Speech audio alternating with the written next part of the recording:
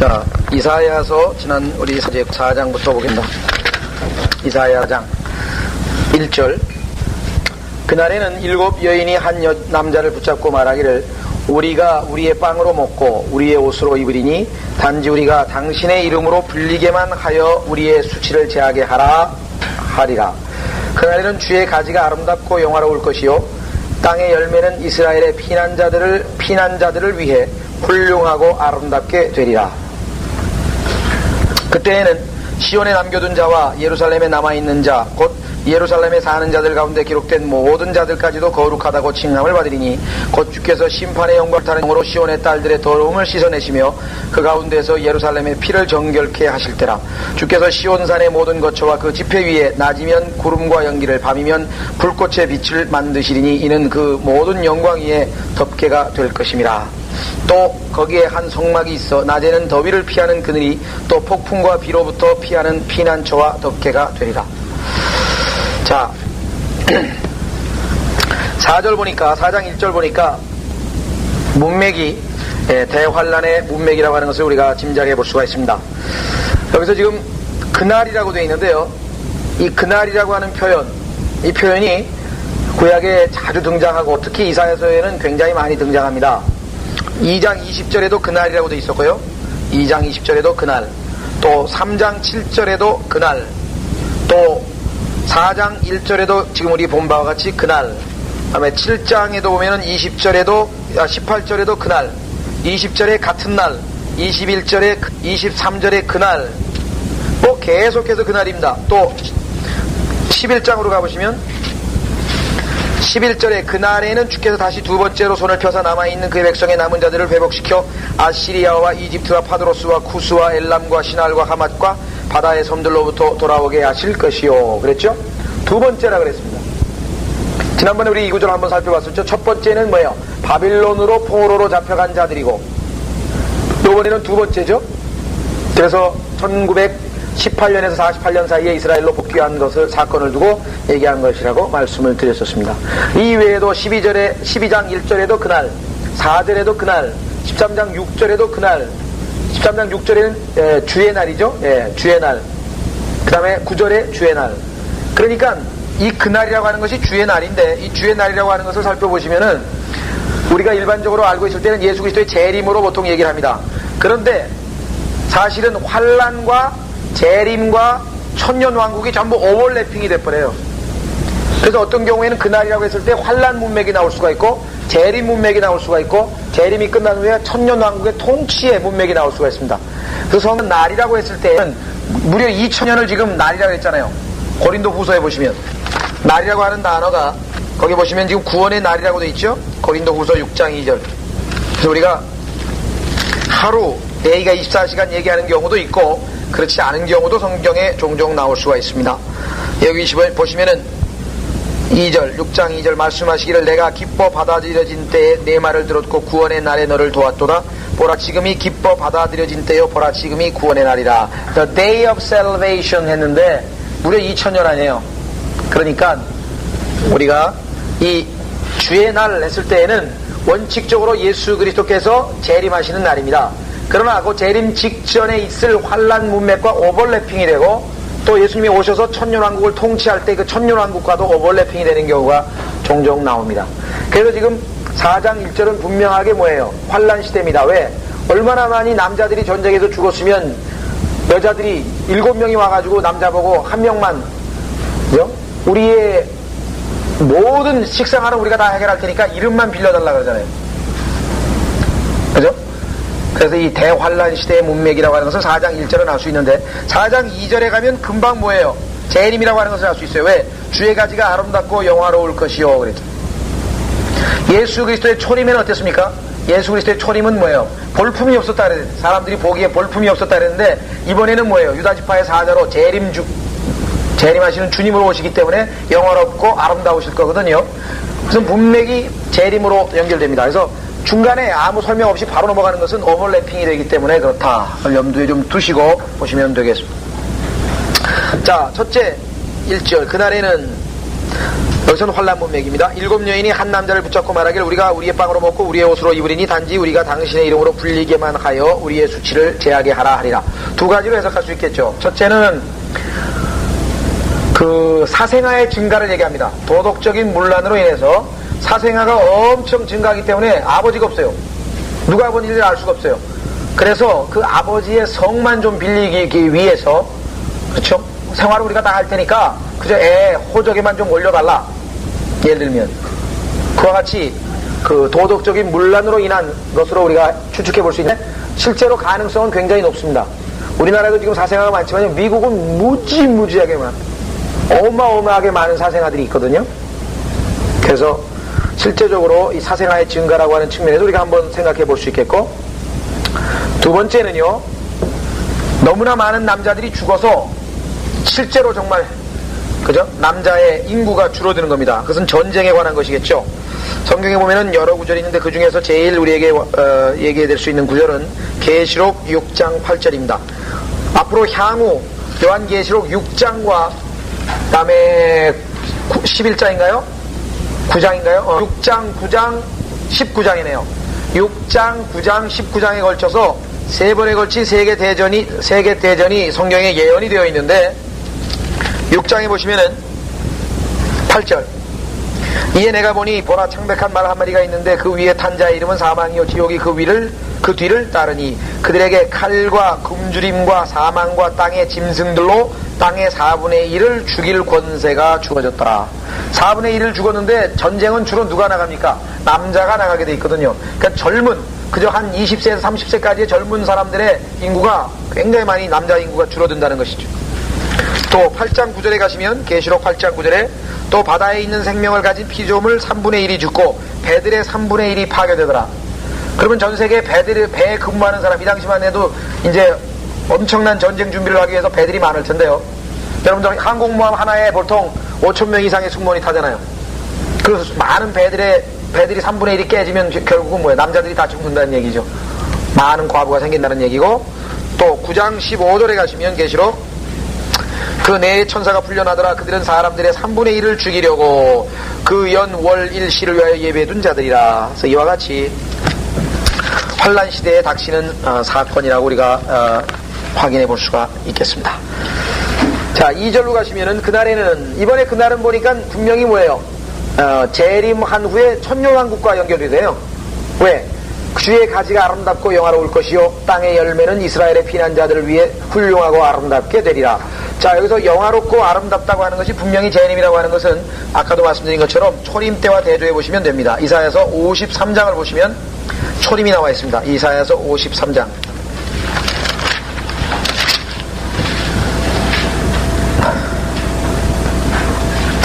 이사야서 53장에 보시면 2절, 이는 그가 그의 앞에서 연한 싹 같고 마른 땅에서 나온 뿌리같이 자랄 것이며 그는 모양도 우아함도 없으시니 우리가 볼 때 그를 흠모할 아름다움도 없습니다.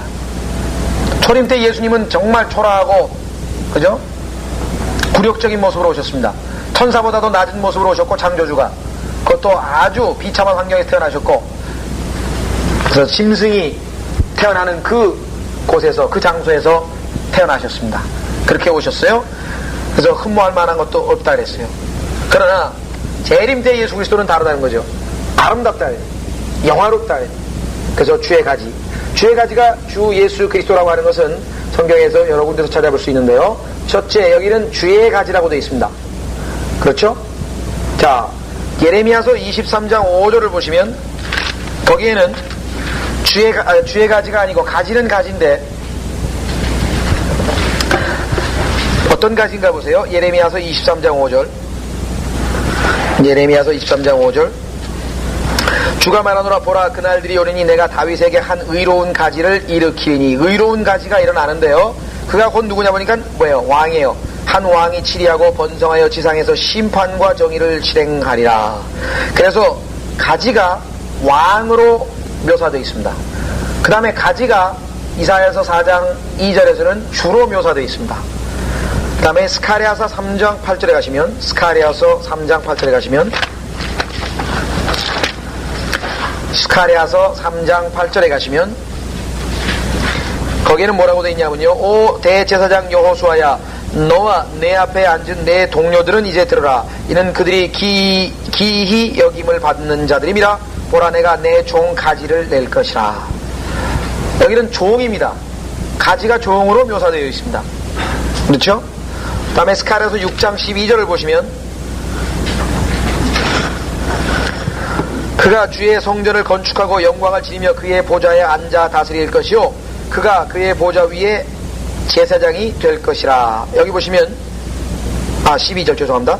그에게 일러 말하기를 만군의 주가 이같이 말하느니라. 그의 이름이 가지인 뭐예요? 사람을 보라. 그가 자기 자리에서 자라 주의 성전을 건축하리라. 사람이라 사람. 자, 그러면은 종이라 그랬고 사람이라 그랬고 주라 그랬고 뭐예요? 왕이라 그랬대. 그러면 이 가지라고 하는 것이 네 가지로 묘사되어 있는 것은 우리가 정확하게 복음서, 사복음서의 기록 내용과 똑같죠? 여러분 아시는 것처럼 다윗의 뭐예요? 자손이요. 즉 왕의 후손이라고 하는 것, 왕으로서 오신 예수 그리스도 마태복음 기록되어 있습니다. 초점이 유대인의 왕으로 오신 예수 그리스도를 초점 맞춰서 기록한 것이 마태복음. 그 다음에 뭐예요? 종으로서 오신 예수 그리스도를 초점을 맞춘 것이 마가복음. 그래서 마가복음에는 족보가 없습니다. 종은 족보가 없어요. 왕은 족보가 있죠. 쭉 올라가가지고 다윗까지 올라갑니다. 그래서 다윗의 자손입니다. 다윗의 아들입니다. 예수님은. 그런데 여기 지금 보니까 뭐예요? 없어요.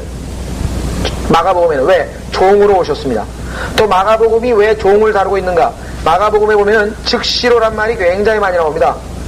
immediately인데요. 즉시로. 그 다음에 보면 예수님이 뭐뭐 하셨다. 전부 행동이 나와요. 종의 특징은 뭡니까? 명령을 받으면 즉시로 행동에 옮기는. 마가복음에 보면 계속 그런 표현이 나와요. 족보가 없어요. 그러면 예수님이 하나님의 종으로 오신 것을 기록한 것이 바로 마가복음이다. 짤막하죠? 행동만 주로 나와 있어요. 대화가 거의 없어요. 종이 무슨 말이 있겠습니까? 행동만 주로 많이 나와 있다. 세 번째로 사람으로 오신 예수 그리스도, 인자, 사람의 아들, 인자로 오신 예수 그리스도를 묘사한 것이 누가복음입니다. 어떻게 할 수 있는가? 아시다시피 누가복음 3장에는 예수 그리스도의 족보가 마태복음과는 달리 아담까지 올라갑니다. 누구의 자손 누구 눈 낳고 쭉 올라가면은 아담까지 올라가고, 아담은 하나님의 아들이라 이렇게 돼 있어요. 따라서 인자, 즉 인류의 조상이 누구예요? 아담 아니에요. 그러니까 아담으로까지 족보가 거슬러 올라가는 예수 그리스도, 즉 인간으로서의 예수 그리스도를 초점을 맞춘 것이 바로 누가복음입니다. 그 다음에 요한복음 뭐예요? 태초에 말씀이 계시니라, 즉 하나님으로서의 예수 그리스도, 그래서 주의 가지라고 기록되어 있습니다.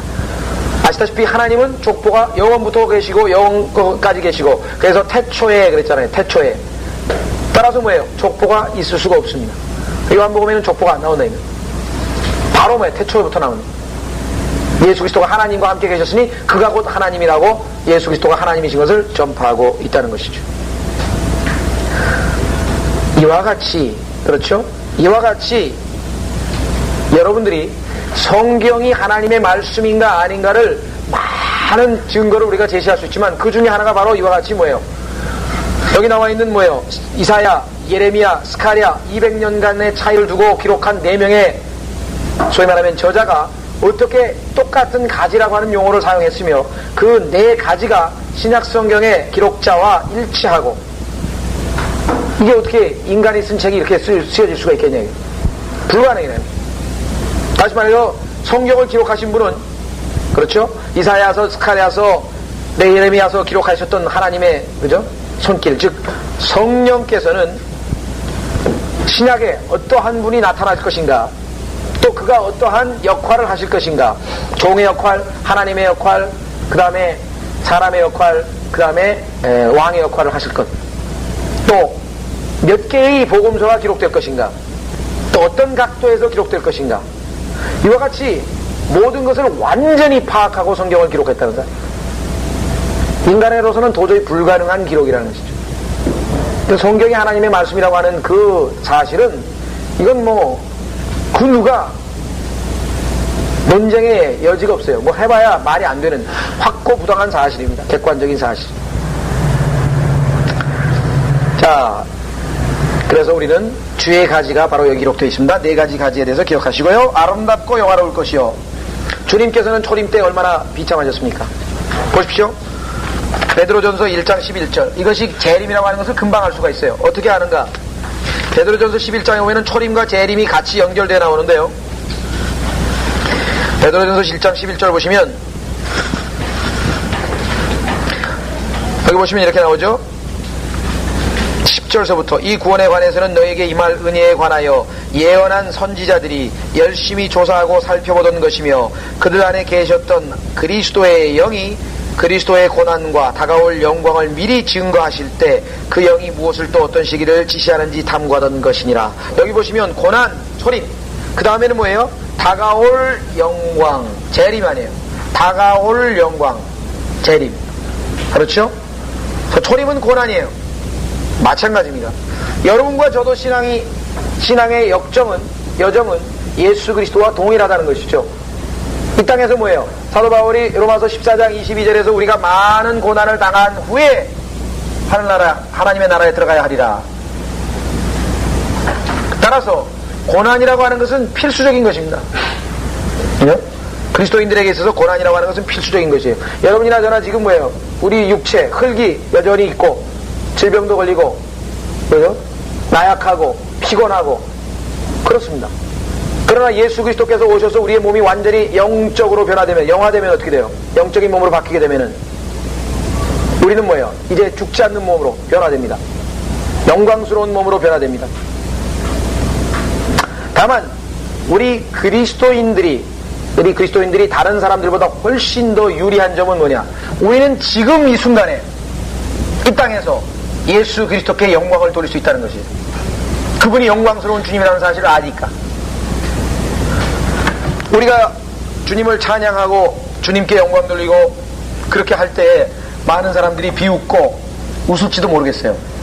또 특히 고난 가운데 처해 있을 때 뭐예요? 더더군다나 뭐 예수 잘 믿는 사람이 왜 그 모양이냐? 잘 되는 게 하나도 없지 않느냐? 그와 같이 비판당할 수도 있고 그럴 수도 있습니다. 그러나 예수 그리스도 앞에 재림하셔서 우리가 함께 쓸 때에는 상당수의 사람들이 와서 아마 우리에게 미안하다 그러고, 그때 내가 예수 그리스도에 대해서 몰라서. 우리는 지금부터 미리 알고 있는 거죠. 그분이 영광스러운 주님이라고 하는 사실, 다가올 영광, 그분의 다가올 영광을 우리는 이미 알고 있기 때문에 얼마나 유리한 사람입니다. 온 세계가 나가서 메시아가 오셨다고 막 난리법석을 칠 때 그 사람들은 얼마나 당혹스럽겠어요. 알고 보니까 그분이 바로 뭐예요? 픽픽거리고 웃어버리고 말도 안 된다 그러고 조롱했던 바로 그 예수주행이들의 예수 아니에요. 그 예수 그리스도가 바로 영광스러운 주님이라고 하는 것을 알았을 때, 또 맞부닥쳤을 때 당하는 당혹감을 한번 생각해 보시라고. 얼마나 당혹스럽겠네요. 우리는 이미 이곳에서 얼마든지 예수 그리스도를 드높일 수 있는 그러한 특권을 지닌 그러한 사람들입니다. 그래서 여기 아름답고 영화로울 것이요라고 말씀합니다. 자, 그 다음에 땅의 열매라고 하는 표현이 나옵니다. 땅의 열매. 영적으로 해석할 수도 있습니다. 우리가 땅에서 주님께 열매를 맺혀서 드린다, 성령의 열매를 맺혀서 드린다, 이렇게 해석할 수 있겠지만 1차적으로는 땅의 열매 있을 때는 실제적인 곡물이라고 볼 수 있습니다. 여기 보시면 이스라엘의 피난자들을 위해 훌륭하고 아름답게 되리라 그랬죠. 예.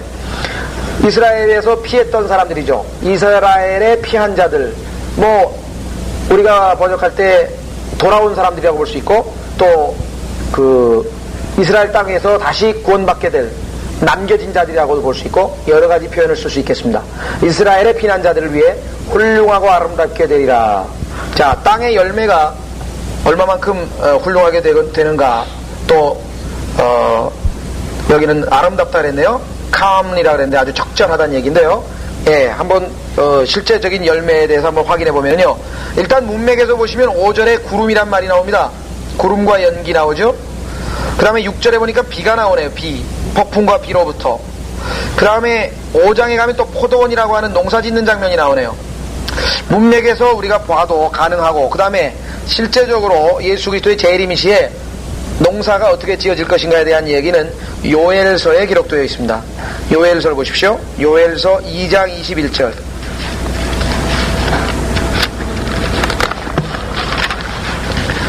요엘서 2장 21절에 보시면 오 땅이여 두려워 말라 즐거워하고 기뻐하라 이는 주께서 큰 일들을 행하실 것임이라. 너희들의 짐승들아 무서워 말라 이는 광야의 초장들이 솟아나며. 보세요, 실제적인 식물이죠. 나무가 그 열매를 맺으며 무화과 나무와 포도나무가 그것들의 힘을 내기 때문이라. 그렇죠? 너희 시온의 자녀들아 그때에 즐거워하고 주 너희 하나님을 기뻐하라 이는 그가 이른 비를 너희에게 적절히 주셨으며 또 그가 너희를 위하여 비를 내려주시되 이른 비와 늦은 비를 첫 달에 내리게 하실 것임이라. 다장 마당들은 밀로 가득 차고 독들은 포도주와 기름으로 넘쳐 나리라. 이와 같이 하나님께서 적절하게 비를 내리시고 또 우리가 아담이 타락 이전에 에덴 동산의 그 아열대에 좋은 환경이 되면 정말 포도나무 하나가 막 클지 모르겠어요. 무화과 나무가 정말 사람의 치마를 만들 수 있을 정도로 잎으로 그렇게 크고 무성한 그러한 열매가 실제적인 열매라고 우리 해석을 할 수 있겠죠. 이 구절을 우리가 일반적으로 은사주의자들이 이른 비는 오순절 사건의 성령이고 늦은 비는 1900년대에 아주사 스트릭 미션에서 시작된 소위 말하는 은사주의 운동이다 이렇게 해석을 하는데 그건 억지 주장이죠. 문맥을 보면 실제적으로 포도 열매 얘기가 나오고 기름이 나오고 올리브 기름 열매 나와서 농사 짓는 얘기가 나오는데 그죠? 그 다음에 첫 달이라 그러죠. 같은 달에 늦은 비와 이른 비 내린다고 돼 있죠. 따라서 이 성령 운동에다가 이것을 억지로 갖다 대는 것은 전혀 앞뒤가 맞는 그런 영적인 해석이죠. 자, 이스라엘의 피난자를 위해 훌륭하고 아름답게 되리라. 3절 그때에는 시온에 남겨둔 자와 예루살렘에 남아있는 자 곧 예루살렘에 사는 자들 가운데 기록된 모든 자들까지도 거룩하다고 칭함을 받으리니. 여기 보시면은요 남겨둔 자란 말이 있습니다. 적그리스도가 일단 오게 되잖아요. 적그리스도가 오게 되면은 광야로 일단 갑니다. 그 마태복음 24장에 보시면은 나오죠. 마태복음 24장 15절 보세요. 적그리스도가 일단 예루살렘에 들어오게 되면은 마태복음 24장 15절 그러므로 너희가 선지자 다니엘을 통하여 말씀하신 멸망에 가증한 것이 거룩한 곳에 선 것을 보리니 이렇게 얘기를 했죠. 그 다음에 21절 이는 그때에 대환란이 있으리니 대환란이라고 하는 것을 분명하게 보여주죠. 22절 만일 그날들이 단축되지 아니하면 어쩐 육체도 구원받지 못하리라. 그러나 택함 받은 사람들을 위하여 여기 택함 받은 사람이란 말이 나오죠. 예. 자, 환난 성도들에 대한 언급인데요. 환난 성도들에 대한 언급인데 이 적그리스도는 일단 예루살렘에 들어왔다가 다시 북쪽에서 누군가의 침략을 받고 그 침략자를 대항하기 위해서 북쪽으로 가게 됩니다. 다니엘서에 보시면은 북쪽에서 이 적그리스도가 다시 온다는 기록이 나와 있어요. 실제적으로 적그리스도를 예표하고 있는 사울도 어떻게 했습니까? 다윗을 한번 쳤다가 공격했다가 갔다가 또 오죠. 또 느부갓네살도 처음에 한번 와서 공격했다가 갔다가 또 다시 와서 예루살렘 성벽을 허물어 버렸대. 사내립도 뭐예요? 왔다가 갔다가 또 온다 이게. 이 적그리스도를 예표하고 있는 모든 사람들이 향후 적그리스도가 행할 모든 일들을 그대로 보여주고 있어요. 또 대표적인 경우는 티토 AD 70년 성경에 기록도 있지 않지만 실제적으로 역사적으로 그가 왔다가 갔다가 두 번째 다시 왔다. 적그리스도도 마찬가지입니다. 갔다가 왔다가 갔다가 다시 오는 거죠. 이 적그리스도가 누구를 대적할 것인가? 글쎄 그게 북쪽에 있는 나라면은 러시아인지 중국인지 우리가 알 수는 없지만요. 어쨌거나 그 적그리스도의 행적이 이미 이 성경에 예표로 여러 사람들이 인물들이 나와 있습니다. 자, 그러면은 이 사람들이 어떻게 해서 거룩하다고 되어 칭함을 받게 되는가? 그것은 하나님의 것이기 때문에 그래요. 왜? 11조거든요 이게. 10분의 1입니다. 보세요. 이사야서 6장을 보세요.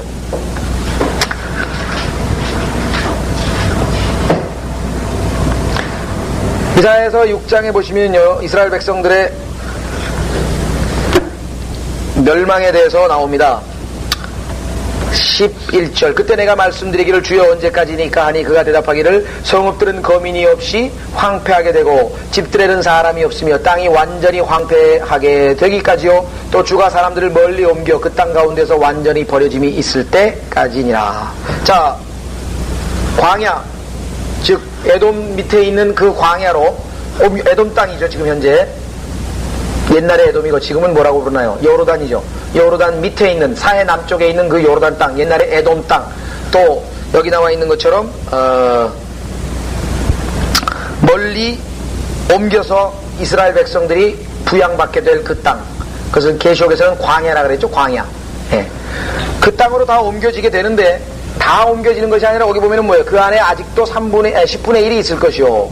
이 10분의 1이 남아서 마치 하나님께 제물을 바치는 것처럼 이 적그리스도가 그들을 뭐예요? 제물로 삼아서 피를, 그죠? 목을 베고, 그죠? 목을 베고 그들을 제물로 삼는 것이에요. 그런데 하나님께서 그들을 가만히 두는 게 아니라 여기 보시면은 잎이 떨어져 줄기가 남아있는, 잎이 떨어질 때 줄기가 여전히 남아있어서 나중에 다시 싹이 나죠. 우리가 나무를 잎이 다 떨어져도 다음 해에 보면은 뭐예요? 또다시 싹을 내고 또다시 싹을 내는 것처럼 이 10분의 1도 다 죽은 것 같지만 뭐예요? 하나님께 다시 살리셔서 여기 보면은 거룩한 씨도 그 줄기가 되리라. 비유적으로 기록되어 있습니다. 즉 순교당한 10분의 1의 그 사람들이 다시 그곳에서 거룩한 하나님의 백성으로 남게 될 것을 여기에서 언급하고 있습니다. 잘 아시는 것처럼 10분의 1은 항상 하나님께 바쳐진 것이기 때문에 거룩하다고 했잖아요. 그래서 지금 뭐예요? 이사야서 4장에서 3절에 거룩하다고 칭함을 받으리라 이렇게 기록이 되어 있습니다. 환난 성도들을 언급하는 것인데요. 말라키서 3장에 보시면 말라키 3장에 보시면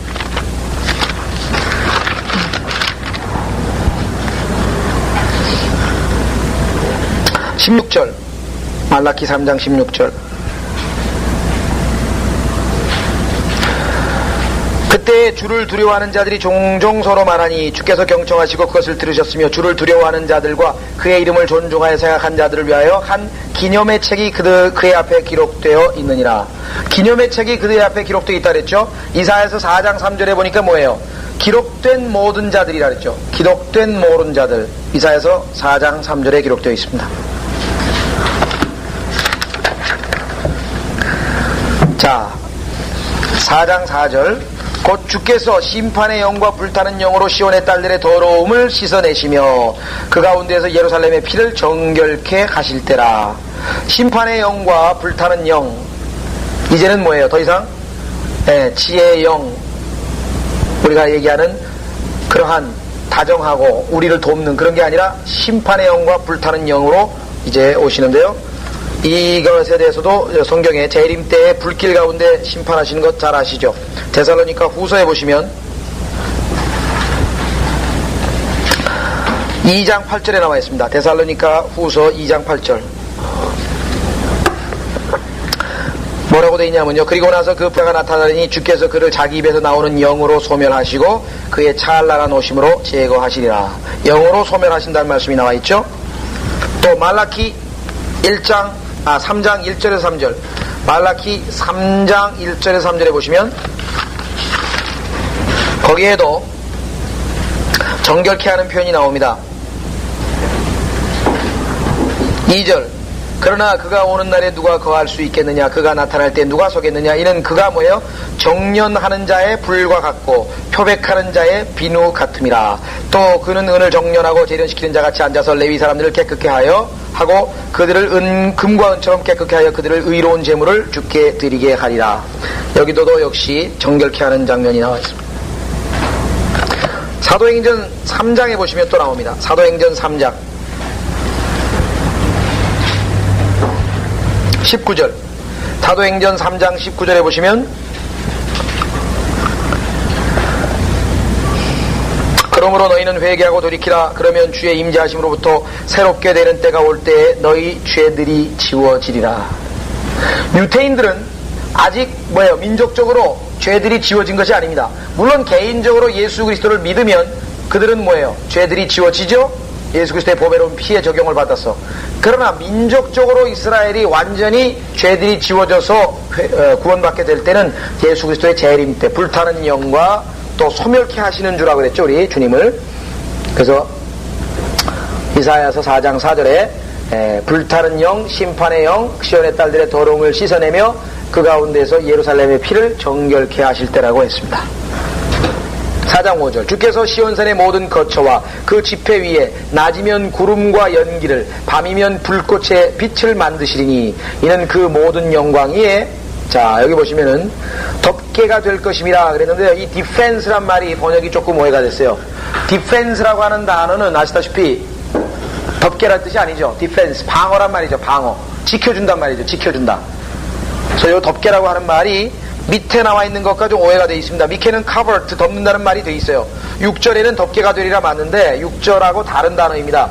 defense, 방어. 확인해 보면은 계시록 20장 실제로 예루살렘을 공격하는 마귀의 무리들을 막으셔서 예루살렘을 지켜주십니다. 천년왕국 때죠. 네, 계시록 20장 보십시오. 계시록 20장에 보시면은 1000년 동안 마귀가 묶여있다가 드디어 풀려나오게 됩니다. 1000년 동안 묶여있던 마귀가 풀려나오게 될 때 그 마귀는 이제 곡과 마곡을 미혹해서 예루살렘을 공격합니다. 그래서 7절 그 1000년이 끝나면 사탄이 그의 감옥에서 풀려나 땅의 사방에 있는 민족들 곧 곡과 마곡을 미혹하려고 나가서 그들을 함께 모아 전쟁을 일으키리니 그 수가 바다의 모래 같으리라. 9절 그들이 땅의 넓은 데로 올라가서 성도들의 진영과 사랑하시는 도성을 포위하니 하늘에서 불이 하나님께로부터 내려와 그들을 삼켜버리더라. 이와 같이 하나님께서 뭐예요? 모든 영광 위에서 방어가 되시는 거죠. 방어, 지켜주신다 이게요. 천년왕국 때. 자, 여기 보시면은 시온산의 모든 거처와 그 지폐 위에 낮이면 구름과 연기를 밤이면 불꽃의 빛을 만드시리니. 어떤 것을 연상할 수 있습니까? 여러분들이 출애굽기 사건에서 불기둥과 구름기둥으로 이스라엘 백성을 인도하셨던 것처럼 천년왕국 때에도 뭐예요? 예수님 주님께서 직접 이스라엘 백성들을 다스리고 인도하시고 통치하시기 때문에 나중에는 뭐예요? 방어, 보호까지 해주시죠. 그래서 지금 천년왕국 때의 주님의 통치에 대한 얘기가 지금 4장 5절에 기록되어 있습니다. 6절 또 거기에 한 성막이 있어 낮에는 더위를 피하는 그늘이 또 폭풍과 비로부터 피하는 피난처와 덮개가 되리라. 여기 문맥을 보시면은요, 얼핏 보기에는 재림의 문맥 같습니다. 왜냐하면 성막이라고 하는 표현이 나와 있거든요. 성막. 그래서 계시록 7장 15절에 보시면 좀 까다로운 구절인데요, 얼핏 보면 우리가 성막이 나와요. 계시록 7장 15절에 보시면 그러므로 그들이 하나님의 보좌 앞에 있으며 그의 성전에서 그를 밤낮 섬기고 보좌에 앉으신 분께서 그들 가운데 거하시리라. 그들이 다시는 굶주리지 아니하고 다시는 목마르지도 아니할 것이며 태양이나 어떤 열기도 그들 위에 내리쬐지 못할 것이라. 여기 보시면 태양이나 어떤 열기가 내리쬐는 것은 바로 대환란 때의 고난 아니었어요? 그러니까 그런 고난에서 벗어나서 지금 천년왕국이 있기 때문에 성전이라는 4장 6절에는 성막도 나오고 그 다음에 뭐야? 더위와 폭풍과 비도 나와 있다는 거예요. 그렇기 때문에 이것이 천년왕국으로 해석할 것이냐 아니면 환란으로 해석할 것인가, 이 두 가지가 사실 어려운 상황이 있습니다. 계시록 21장 3절에도 보면은 성막이 나오거든요. 또 내가 들으니 하늘에서 큰 음성이 나서 말하기를 보라, 하나님의 성막이 사람들과 함께 있어 그분께서 그들과 함께 거하시리니 그들은 그분의 백성이 되고 하나님께서는 친히 그들과 함께 계셔서 그들의 하나님이 되시리라. 자, 그렇다면 화평이 있어야 되고, 그죠? 그런데 이사야서에는 더위가 있고 폭풍과 있고 비가 있잖아요. 따라서 이것은 아무래도 환란 문맥으로 보는 것이 좋지 않겠는가. 두 가지 해석이 다 가능한 것 같습니다. 우리가 하나님께서 가르쳐 주시는 것까지만 알고 모르는 건 모르는 거니까 다 알 수는 없죠. 다만 성경 전체와 매치를 시켜보니까 두 가지 해석이 가능하다.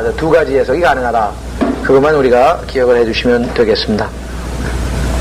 자, 5장 1절 이제 내가 나의 지극히 사랑하는 자에게 노래하리니. 지극히 사랑하는 자는 주님이죠. 이사야가 이제 주님께 노래를 합니다. 그의 포도원에 관하여 나의 사랑하는 자의 노래를 부르리라. 자, 주님께서 포도원을 하나 만드셨는데 나의 지극히 사랑하는 자는 심히 기름진 산에 포도원을 가졌도다. 이 포도원은 7절에 해석이 되어 있습니다. 만군의 주의 포도원은 이스라엘의 집이요 유다 사람들은 그의 기뻐하는 초목이라. 그가 공의를 바라셨으나 압제만이 보이며 의의를 바라셨으나 부르짖음만이 보이는도다. 그러니까 5장 1절에 나와 있는 그 포도원은 당연히 뭐예요? 이스라엘이라고 하는 것을 성경이 해석을 해주죠. 그러니까 이걸 가지고 억지로 무슨 뭐 그리스도인에게 적용해가지고 적용한다든가, 또 14만 4천 명도 분명히 이스라엘의 12지파로 나와 있는데 그거를 뭐 여호와의 증인들이 무슨 뭐 잘 믿는 사람이니 못 믿는 사람이니 교회 시대다 억지로 갖다 적용해야 될 이유가 없습니다. 성경이 성경으로 해석을 하기 때문에 금방 문제가 될 것 없죠. 자, 그가 울타리를 두르며 거기에도 돌을 주워내고 최상품 포도나무를 신에 포도즙 틀을 만들었다. 예수님께서 마태복음 21장 내용과 같은 내용이 나옵니다. 울타리를 둘렀죠? 돌을 주워냈어요. 땅을 다 갈아낸 거죠. 그래서 우리도 복음 전할 때 이 돌을 긁어내는데 말씀의 씨앗 온갖 세상의 복잡한 생각도 다 가지고 있고, 그러니까 기도를 열심히 해가지고 그 사람의 밭을 잘 갈아 놓은 다음에 말씀의 씨앗이 딱 떨어질 때, 그러니까 사실 우리가 복음을 전할 때 어떤 경우에는 뭐예요? 그냥 밭을 가는 경우만 있어요. 이 사람이 복음을 전해서 밭을 갈아놓고 저 사람이 복음 전해서 밭을 갈아놓고 계속 밭을 갈아서 어떤 사람이 준비가 된 마음 상태가 됐을 때 어떤 마지막 주자가 복음을 탁 전했을 때 그가 뭐예요? 말씀의 씨앗이 열매를 맺어서 거듭나는 그런 역사가 일어납니다. 그러니까 사실 어떤 사람이 구령이 됐다고 했을 때는 그 사람의 복음을, 그 사람이 한 사람의 작품만은 아닌 것 같아요. 그래서 우리가 부지런히 뿌릴 때 누가 어떻게 했는지, 물을 줬는지 뭘 했는지 그건 우리가 모르는 거라고. 제 개인 경험만 해봐도 여러 번에 걸쳐서 저에게 복음을 전했던 사람들이 여러 번 있었거든요.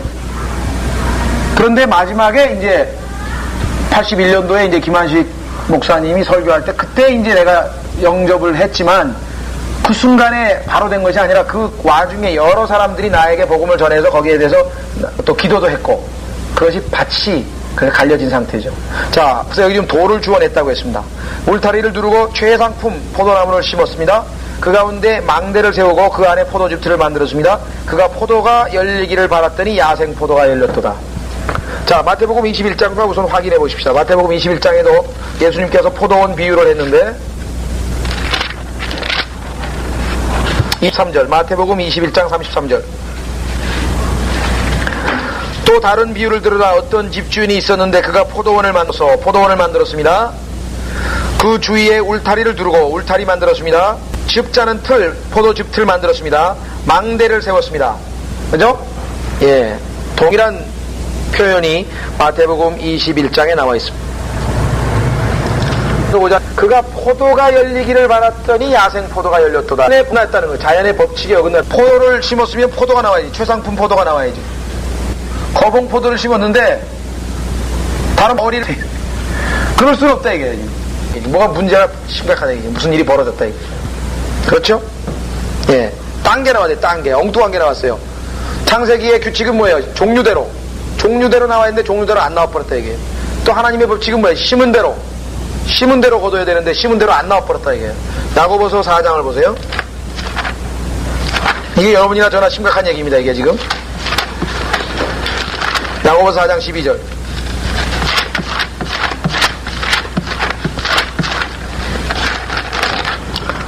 나의 형제들아, 무화과나무가 올리브 열매를, 포도나무가 무화과를 맺을 수 있겠느냐? 그와 같이 짠물과 단물을 다 내는 셈은 없느니라. 심는 대로 거두게 돼 있는데 하나님의 법칙은. 또 예레미야서 2장 21절을 보십시오. 예레미야서 2장 21절에도 똑같은 탄식이 나오는 거예요. 왜 심은 대로 안 나오냐 이게. 예레미야서 2장 21절.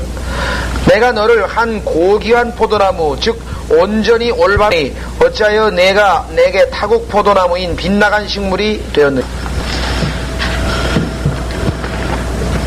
하나님이 정하신 자연 법칙에 어긋난. 이것은 여러분이나 저나 많이 겪습니다. 왜?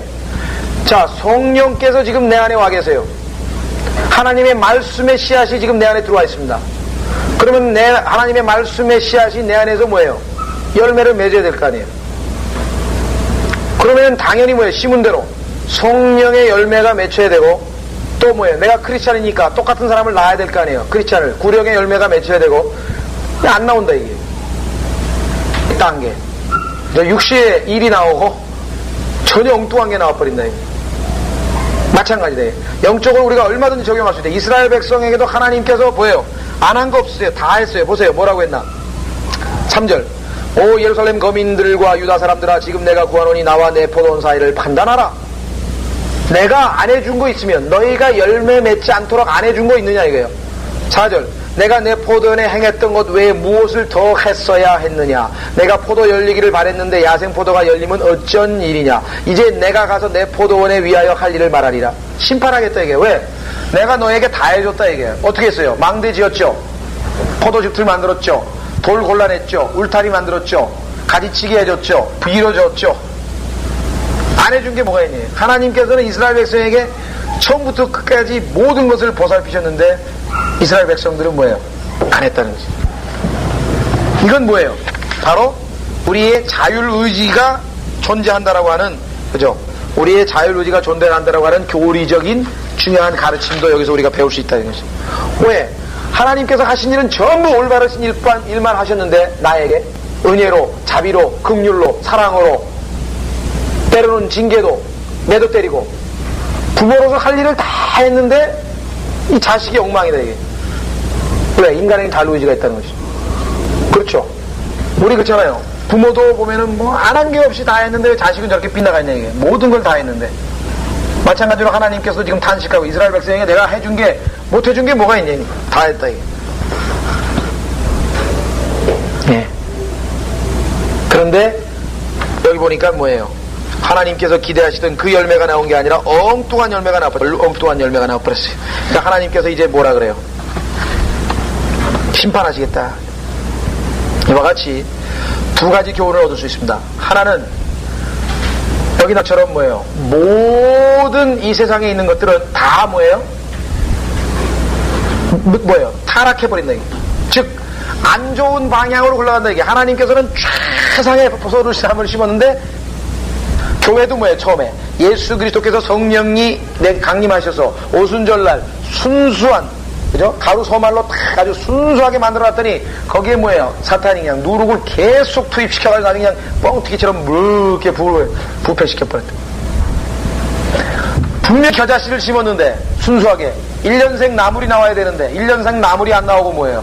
이렇게 커다란 나무가 돼가지고 땅에다 뿌리 딱 박고 세상에서 인정받고 살려고 하는 얘기. 이상한 교회가 나왔대.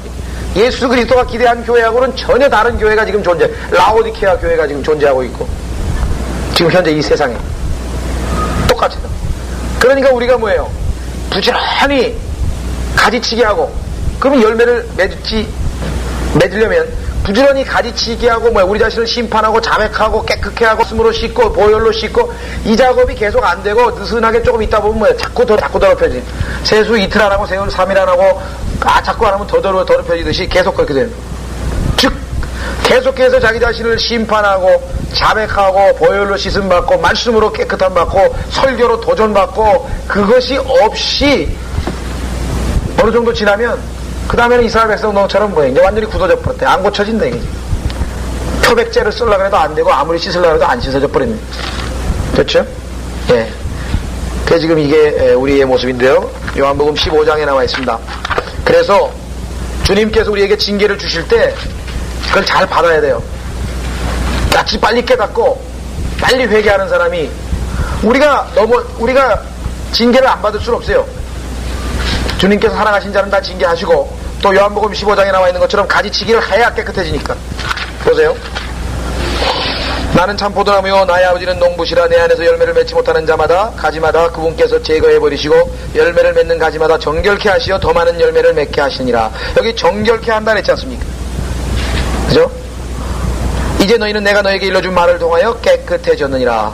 그러니까 말씀의 물로 매일같이 씻어내지 아니하면 정결케 되지 않아서 열매를 맺을 수가 없습니다.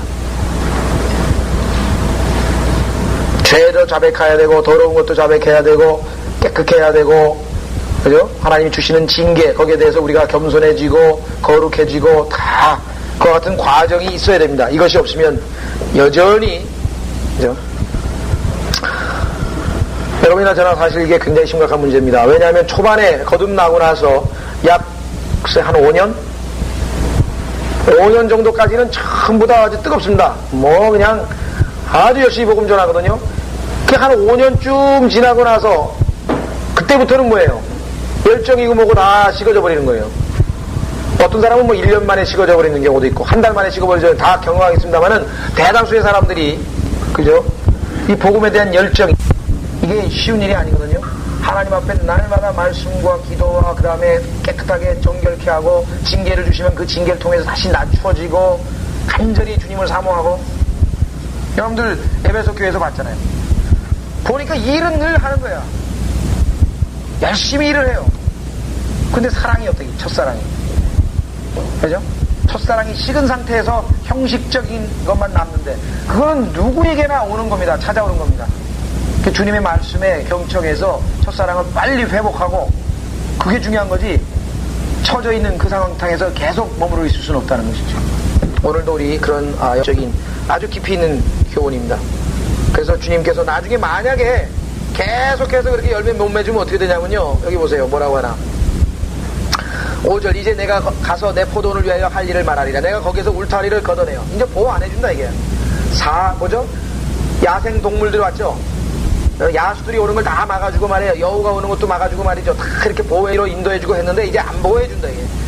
내어 뭐요? 먹히게 할 것이며 거기에서 담을 헐어 짓밟히게 하리라. 내가 황폐하게 두리니 가지를 치거나 갈지도 못하게 돼요. 이제 포도원을 그냥 네 멋대로 하나 이게. 내버려둔다 이게. 징계를 받을 때가 그때가 좋은 거예요. 야, 하나님께서 아직도 나에게 기대를 갖고 계신 것입니다. 근데 점점 무뎌지고 한 대 때리고 두 대 때리고 이제 그잖아요. 나중에 무뎌져 버리면은 마음이 강팍해져 버리고 딱딱해지면은 그거 시멘트가 굳기 전에 어떻게 해볼 수 있지만요, 굳은 다음에 이거 보통 일입니까? 어떻게 굳어져 버린 거? 마음도 마찬가지죠. 여기 지금 어떻게 됐습니까? 찔레와 가시를 내리라. 그리스도인의 삶에서 나오는 열매가 보니까 말이에요. 이건 무슨 뭐 그냥 엉망이네 엉망. 내가 또 구름에 명하여 그 위에 비를 내리지 못하게 하리라. 하나님의 영적인 축복, 모든, 그래서 메말라버리는 거예요. 심령도 메말라버리고 모든 게 다 메말라버리는 거예요. 그렇죠?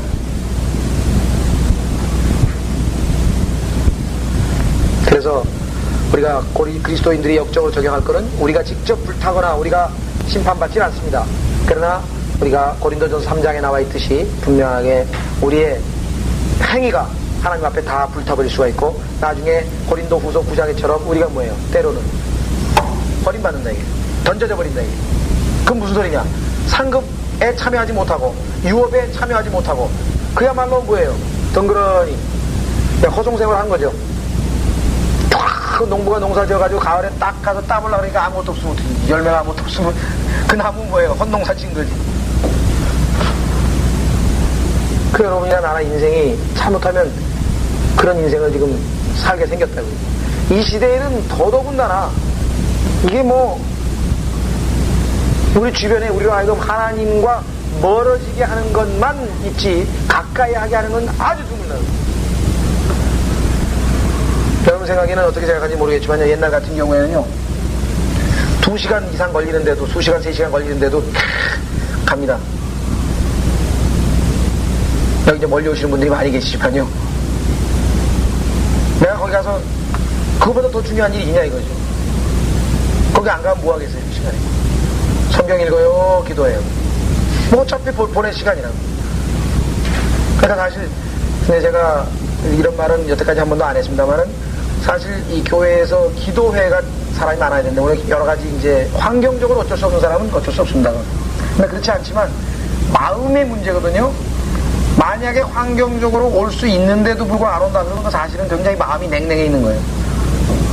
그뿐만 아니라 같이 와서 함께 기도해서 활활 타올라야 될 것도 뭐야, 여기서도 뭐야, 힘이, 영적 파워가 줄어들어 버리는 거예요, 사실. 그죠? 물론 환경적으로 다른 여건 좋은 교회에 비교하면 지금 이게 어렵지만요. 옛날 우리 교회사에 나오는 사람들이 그 굴속으로 다니면서 숨어 다니면서 걸어 다니면서 그러고 모여서 함께 경배하고 뜨거웠던 거에 비하면은 이해 못하니. 그러니까 얼마나 뜨겁겠어요. 2시간 반을 가가지고 가서 기도를 하고 그냥 찬양을 하고 있으면 얼마나 하나님의 감격과 그런 게 넘쳤겠냐고요. 이건 뭐 그냥 우리 그냥 가능하면 편한 것. 이 편한 게요 좋은 게 아니라요. 모든 게 편해진 게 이게 사실은 그리 좋은 게 아니에요. 이 왜 머리가 아이들이 안 돌아가는지 아세요? 컴퓨터 계산기 두들겨가지고 옛날에는 그냥 뭐 암살 훈련이고 뭐고 해가지고 막 돌아가는데 안 돌아가는 거예요. 군대도 뭐예요? 편하게 훈련을 안 하니 훈련을. 그런데 육체도 머리도 기계도 자꾸 훈련하고 훈련해야지 이게 뭐 아주 그냥 윤활유 칠듯이 돌아가야 되는데 안 돌아간다. 사실 이 교회 생활도 이게 굉장히 느슨한 겁니다. 저도 옛날에 부천에서 교회 다녔지만요. 제가 신림동 다닐 때도 뭐 11시, 12시 뭐 상관없습니다. 그건 무슨 상관이에요? 세상 사람들 뭐 모여가지고 2시, 3시 고스톱 치는데 그 고스톱 치는 사람보다 못하냐 이게 우리가 지금. 기도 2시, 3시까지 하면 어떠냐 이게. 그렇지 않아요? 철야 기도하고 아침에 2시까지 기도하고 또 뭐 6시에 일어나서 학교 가서 또 복음 전하고 막. 저도 그때 초기의 행위와 열심을 생각하면요. 그냥 뭐 피곤한지 모르고 돌아다니는 거예요. 주를 앙부하면 피곤하지가 않다 그랬으니까. 근데 지금 그냥 갈수록 편해지니까 말이에요. 이거 지금 경계해야 되는 것입니다. 자, 어쨌거나 우리는 이렇게 해서 7절까지만 봤습니다. 보세요. 결론. 만군의 주의 포도원은 이스라엘 집이여 유다 사람들은 그의 기뻐하는 초목이라. 그가 공의를 바라셨으나 압제만이 보이며 의를 바라셨으나 부르짖음만이 보이는도다. 하나님께서 기대한 열매가 아니에요. 공의의 열매가 안 나타나는 거예요. 압제, 의를 바라셨는데 부르짖음만 있고요. 완전히 하나님의 의를 저버린 그러한 모습들이 정치가들의 모습이요, 이 유다의 치리자들의 모습이요, 지도자들의 모습. 대한민국은 뭐 예외입니까? 위로부터 시작해가지고 그냥 전부 다 뭐 뇌물이지 도대체 뭐 공의가 있어요. 그리고 뭐 길에 지금 뭐 집 없는 사람들 막 가족 전체가 막 텐트 치고 사는 사람들도 우리 주변에 질비하잖아요. 근데 세금 오늘도 보니까 뭐 12개월 된 아이가 무슨 주식을 18만 주나 가지고 있다고.